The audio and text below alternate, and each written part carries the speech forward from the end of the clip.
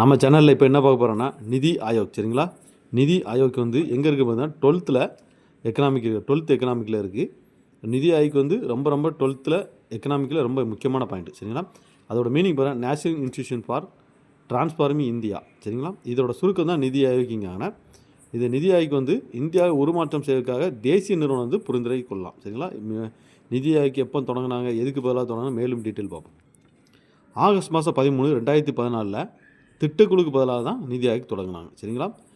நிதி ஆயோக் எப்போ தொடங்கினாங்க கேட்டால் ஜனவரி 1, 2015 அமைச்சரவை குழு. சரிங்களா? அமைச்சரவை குழு தீர்மானத்தின் மூலம் நிதி ஆயோக் தொடங்கியிருக்காங்க. எதுக்கு பதிலாகனா திட்டக்குழுக்கு பதிலாக ஆகஸ்ட் 13, 2014 திட்டக்குழுக்கு பதிலாக தான் நிதி ஆயோக் தொடங்கியிருக்காங்க.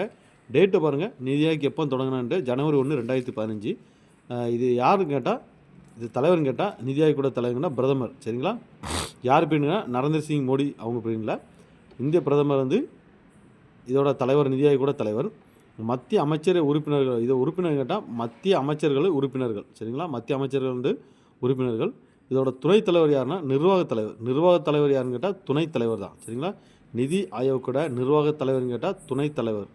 அதுமாரி துணைத் தலைவர் யாருன்னு கேட்டால் அரவிந்த் பணக்காரியா. அரவிந்த் பணக்காரியா தான் முதலாவது துணைத் தலைவர். சரிங்களா? அதோட தலைவர் யாருன்னு கேட்டால் நிதி ஆயோக்கின் தலைவர்னு கேட்டால் மோடிஜி தான். அதோட துணைத் தலைவர்னு கேட்டால் அரவிந்த் பணக்காரியா. சரிங்களா? நிர்வாகத் தலைவர் யாருன்னா துணைத் தலைவர் தான். சரி, நன்றி.